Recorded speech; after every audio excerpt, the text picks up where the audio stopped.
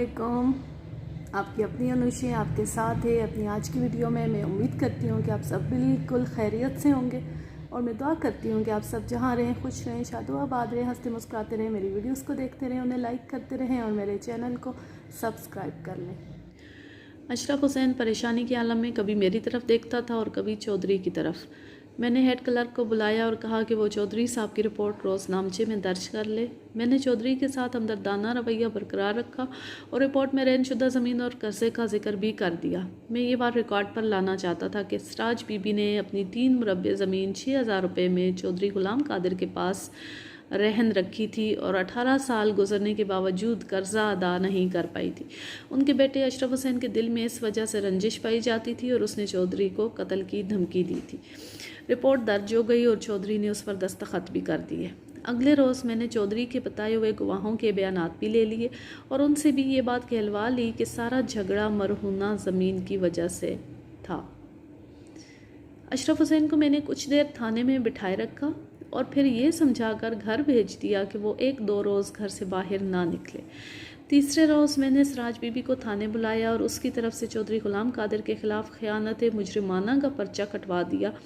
उस रिपोर्ट का खुलासा ये था, चौधरी गुलाम कादिर ने 18 साल कबल 6,000 रुपये के एवज़ सराज बीबी की 3 मुरब्बे ज़मीन रहन रखी थी।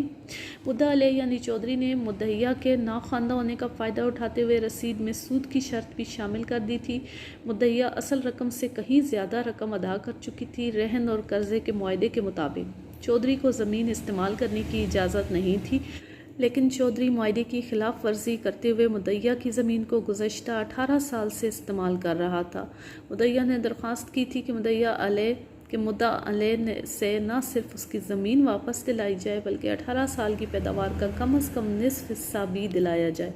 ये रिपोर्ट दर्ज करने के बाद मैंने एक तुंद मिजाज ASI को तफ्तीश के लिए भेज दिया और उसको समझा दिया कि वो चौधरी के साथ हरगिज़ कोई नरमी ना करे। चंद घंटों के बाद ASI वापस आ गया और बताया कि चौधरी ने उसे लंबी चौड़ी रिश्वत की पेशकश की थी। मैंने पूछा, तुमने क्या जवाब दिया? मैंने रिश्वत लेने से साफ इनकार कर दिया, उसने मुझे बताया। ये सुनकर उसने मुझे धमकियां देने की कोशिश की। इस पर मैंने भी सख्ती से बात की और कहा कि ये मामला हमारे हाथ में नहीं रहा, हमें ऊपर से हदायत मिली है कि बेवा के साथ इंसाफ किया जाए। मेरा ख्याल है कि चौधरी आपसे बात करने आएगा। उसका ख्याल सही निकला। शाम के वक्त चौधरी चंद आदमियों के हमरा थाने पहुंच गया।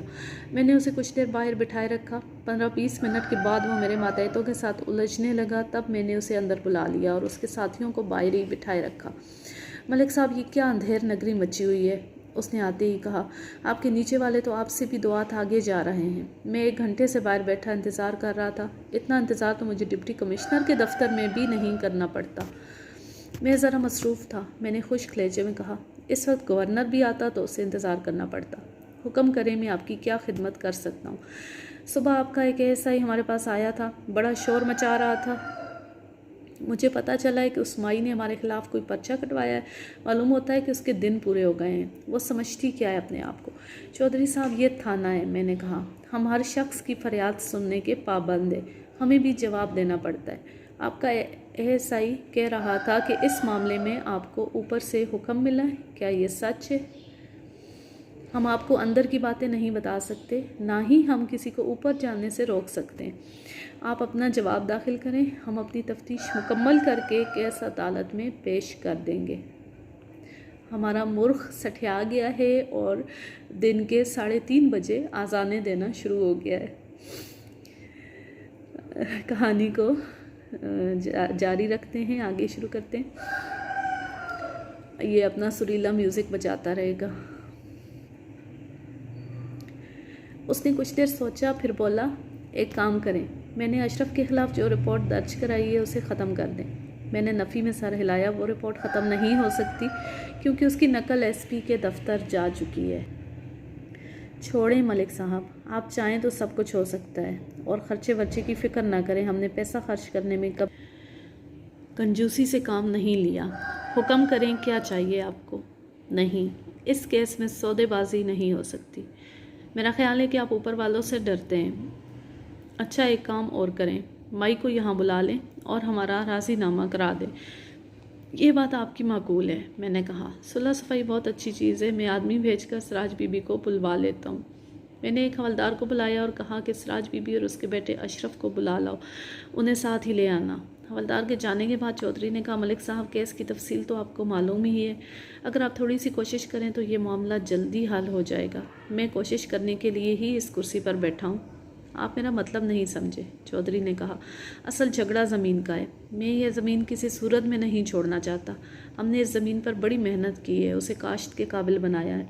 एक बात और भी है, हम ये बर्दाश्त नहीं कर सकते कि एक कमी ख़ानदान हमारे मुकाबले पर खड़ा हो जाए। ज़मींदार और चौधरी कहलवाने लगे, मलिक साहब इस बात पर तो हम लोग सर कटवा लिया करते हैं या काट लेते हैं। चौधरी साहब राज़ीनामा दो तरफ़ा होता है। मैंने कहा, सिर्फ़ एक फ़रीक की शर्तों पर राज़ीनामा नहीं हुआ करता। वैसे मैं सिराज बीबी को समझाऊंगा कि वो ज़मीन फ़रोख्त करने पर राज़ी हो जाए, मैं भी यही चाहता हूँ। उसने कहा, अगर वो इस बात पर राज़ी नहीं होगी तो नुकसान उठाएगी। उसकी हर बात में धमकी का पहलू गालिब था। थोड़ी देर बाद सिराज बीबी हवलदार के हमरा थाने पहुँच गई। उसके साथ उसके बेटे अशरफ के अलावा मोहम्मद हुसैन पटवारी भी था। चौधरी ने पटवारी को देखकर तेवरी चढ़ाई और पूछा, आप किस सिलसिले में यहाँ आए? मैं सिराज बीबी के कहने पर आया हूँ, बूढ़े पटवारी ने कहा। उसकी उम्र 70 के लगभग थी। दो सुलह करने वालों के दरमियान गवाह का होना बहुत ज़रूरी है। चौधरी साहब आप कोई फ़िक्र ना करें, मैं कोई नाइंसाफ़ी की बात नहीं करूँगा। मोहम्मद हुसैन, या इंसाफ या नाइंसाफ़ी का नहीं, ख़ानदानी इज़्ज़त का मसला है। खैर आप आ ही गए तो बैठें, लेकिन एक बात का ख्याल रखें, मैं अपने मामले में किसी की बेजा दखल अंदाज़ी पसंद नहीं करता। फिर वो सिराज बीबी की तरफ मुतवज्जो हुआ। हाँ तो माई, मैंने मलिक साहब के साथ सारी बात कर ली है, तुम बोलो क्या चाहती हो। चौधरी के तर्ज़ तखातब से अशरफ का चेहरा सुर्ख हो गया। बोला, चौधरी साहब हम लोग गरीब ज़रूर हैं लेकिन रज़ील नहीं हैं। मेरी माँ आपसे उम्र में बहुत छोटी हैं, आप इन्हें माई कहकर मुखातिब ना करें। ओए तुम कौन से लाड साहब के पुत्र हो? चौधरी ने गुस्से में कहा, तुमसे तो हमारे नौकर चाकर ही ज़्यादा अच्छे हैं। हम अपने मुकाबले पर खड़े होने वालों के सर उतार दिया करते हैं। तुम हो क्या चीज़? तुझे याद नहीं रहा कि तेरा बाप एक आदी मुजरिम था, रिश्वतखोर और जालसाज, जिसकी मौत जेल के अंदर वाक़या हुई थी? कहता है कि हम रज़ील नहीं हैं। अशरफ ने कुछ कहने के लिए मुंह खोला, लेकिन उसकी माँ ने उसे रोक दिया। बोली, कोई बात नहीं बेटा, हर बात का जवाब देना ज़रूरी नहीं होता। हम चौधरी के मुकाबले पर नहीं खड़े हो सकते। चौधरी साहब मुझे सिर्फ अपना हक चाहिए और कुछ नहीं चाहिए। चौधरी ने हकारत से कहा, अगर हक की बात है तो फिर तुम्हारा कुछ भी नहीं है। तुम्हारी ज़मीन 18 साल पहले हमारी हो गई थी। तुमने 6 महीने के वादे पर कर्जा लिया था और ये बात हर शख्स जानता है कि अगर मुकर्रर मुद्दत के अंदर कर्जा वापस ना किया जाए तो रहन शुदा चीज़ जब्त हो जाती है। लेकिन मैं तुम्हारे साथ कोई ज़्यादती नहीं करना चाहता। जैसा कि मैं पहले भी कह चुका हूँ, मैं तुम्हें बिलमुकत्ता 10,000 रुपये देने पर तैयार हूँ। अगर मलिक साहब कहेंगे तो थोड़ा बहुत इजाफा कर दूँगा, इससे ज़्यादा मुझसे कोई उम्मीद ना रखो। उस ज़माने में ज़ेर बेर ज़मीन की कीमत 20 से 25,000 रुपये फ़ी मुरब्बा थी, यानी 3 मुरब्बे की कीमत 60-70 हज़ार के लगभग थी। चौधरी साहब मैं इस तरह ज़मीन फ़रोख्त नहीं करूँगी। पहले मुझे ज़मीन का कब्ज़ा मिलना चाहिए, उसके बाद फ़रोख्त की बात होगी और ख़रीदारी का पहला हक आपका होगा। ज़मीन को भूल जाओ सिराज बीबी। मैंने पूछा, चौधरी साहब कर्ज़े की असल रकम कितनी है? छोड़ें जी, असल रकम का आप क्या जिक्र? चौधरी ने टालने वाले अंदाज में कहा, वो तो बात ही ख़त्म हो चुकी है। वो बात कैसे ख़त्म हो चुकी है? अशरफ ने कहा, अगर वो बात ख़त्म हो गई थी तो अब तक आप हमसे किस्तें क्यों वसूल करते रहे हैं? ओ काका, तू अपनी बूथी बंद रख। क्यों जी, मैं क्यों अपनी बूथी बंद रखूं? मैं अपनी 12-13 साल की मेहनत की कमाई आपकी झोली में डालता रहा हूँ। आप मुझे बोलने से नहीं रोक सकते। मैंने कोई नाजायज़ बात नहीं की। मोहम्मद हुसैन पटवारी ने पहली बार गुफ्तगू में हिस्सा लेते हुए कहा, चौधरी साहब ठंडे दिल से बातचीत करके कोई समझौता कर लें, गुस्से से बात नहीं बना करती। मैंने कहा, चौधरी साहब पहले ये बात मालूम होनी चाहिए कि तनाज़े की बुनियाद क्या है, उसके बाद ही बात आगे बढ़ाई जा सकती है। इसलिए पहले आप कर्ज़े की रकम बताएं, फिर ये बताएं कि कुल कितनी रकम बाकी है। कर्ज़े की कुल रकम 5,000 थी, सिराज बीबी ने कहा। 5 नहीं 6,000, चौधरी ने फ़ौरन कहा। कागज़ में तो 6,000 ही लिखी है, सिराज बीबी ने कहा, लेकिन असल रकम 5,000 थी। आपने 1,000 रुपये मेरे आदमी के मुकदमे पर खर्च करने का वादा किया था, मगर उल्टा उसके खिलाफ बयान देकर उसे सज़ा करवा दी। क्या मतलब है तुम्हारा? सज़ा करवा दी? चौधरी ने जानना चाहा। सज़ा देना अदालत का काम है। मैंने वही बयान दिया था जो मुझे देना चाहिए था, और जालसाजी करने वालों को अदालत सज़ा ही दिया करती है। इस बहस में पढ़ने की ज़रूरत नहीं है। मैंने कहा, हम उसी रकम को तस्लीम करेंगे जो रसीद में लिखी हुई है। क्यों जी? चौधरी साहब ठीक है, जी हाँ बिल्कुल ठीक है। सराज बीबी अब तुम ये बताओ कि तुम कितनी रकम अदा कर चुकी हो। अल्लाह आपका भला करे, 20,000 से ज़्यादा दे चुकी हूँ, सराज बीबी ने जवाब दिया। मेरे पास चौधरी साहब के हाथ की लिखी हुई रसीदें मौजूद हैं। 20,000 रुपये, पटवारी ने हैरानी से कहा, और अभी तक कर्जा अदा नहीं हुआ। मोहम्मद हुसैन, इसमें हैरान होने की कोई बात नहीं है, चौधरी ने कहा, कर्जा सूद पर लिया गया था। ठीक है, मैंने कहा। चौधरी साहब आप ये बताएं कि इस वक्त कितना कर्जा बाकी है। मलिक साहब, मैं आपको बता चुका हूँ कि मसला कर्जे का नहीं, ज़मीन का है। हमने इस ज़मीन पर बहुत मेहनत की है।